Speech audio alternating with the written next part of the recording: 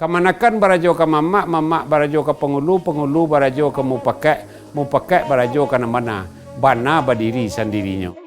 Sajak dari rumah tanggo sampai ke korang kampung, lapeh ke kota Jonagari, kita ko harus hidup bermusyawarah dalam artian bayo iyo.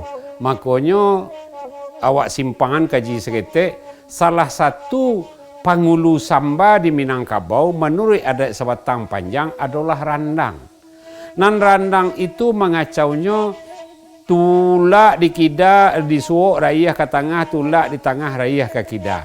Artinya apa?